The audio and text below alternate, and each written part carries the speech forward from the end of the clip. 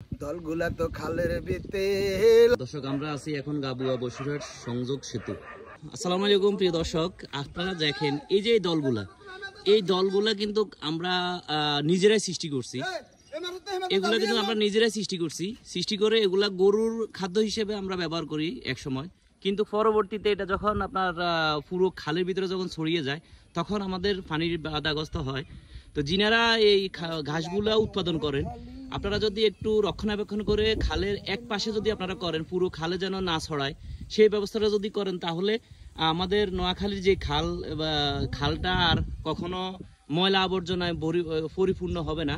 তো অবশ্যই আপনারা যারা এই ঘাসগুলো উৎপাদন করেন, অবশ্যই আপনারা একটু লক্ষ্য রাখবেন যেন পুরো খালের ভিতরে না ছড়িয়ে অন্তত আপনার নির্দিষ্ট একটা জায়গার ভিতরে যেন ঘাসগুলা উৎপাদন করা হয়। এখানে আমাদের কিছু দর্শক আছেন, ওনাদের কাছ থেকেও কিছু আমরা কথা শুনবো।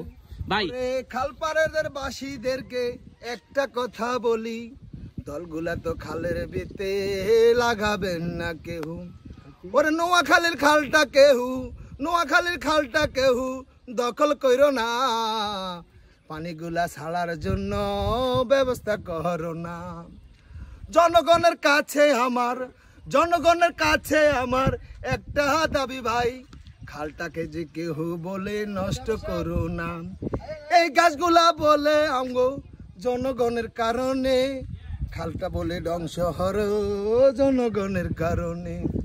দয়া করে সবাইকে যে একটা কথাই আমি বলি,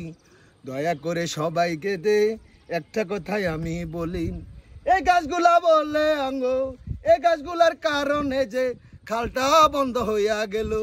খালটা বলে সবাই মিলে ছাপটা বলে করি মুরা। ভাই অনেক সুন্দর একটা গান করছে, দেখছেন আপনারা। জনগণের জন্য জনগণ খাটার সৃষ্টি করা হোক, দেশের সরকারকে একটা আইন করা হোক, জনগণের জন্য জনগণে খাটবে নিঃস্বার্থে, যেন কেউ কারো ক্ষতি হয় এমন কোনো কাজ করবেন না। আমি বিশেষ করে একটা কথা বলতে চাই, এই নোয়াখালীর পাশে খালপাড়া যে মানুষগুলা বসবাস করতেছি আমরা বলতে চাই এই যে কথাটা, যে বিশেষ করে আমরা খালের পাশে যেন গাছগুলা না লাগাই। গাছগুলা লাগানোর কারণে খালটা বন্ধ হয়ে যাচ্ছে। দয়া করে অনুরোধ করে খালের ভিতরে যেন গরু চাষের জন্য এই গাছটা যেন না লাগাই হয়। আপনারা বিভিন্ন একটা জমিনে গাছটা ব্যবহার করেন, কারণ আপনি গরু পালবেন, গাছ দিয়ে খালটা দখল করে তা তো আমরা জনগণ মেনে নিতে পারি না। আপনার একজনের কারণে এই খালটা বন্ধ হয়ে যাক তা আমরা কিন্তু মানব না। আপনি গরু পালেন অবশ্য সমস্যা নাই, কিন্তু আপনি একটা চাষি জমির ভিতরে এই গাছটা রোপণ করেন। এই গাছের কারণে দেখেন খালটা কি অবস্থা হয়েছে। যদি আমরা জনগণ যদি একবদ্ধ না হই, যদি আমরা দেশের মানুষ যদি একতা না হই, সরকার কোনোদিনও এই জিনিসটাকে সমাধান করতে পারবে না।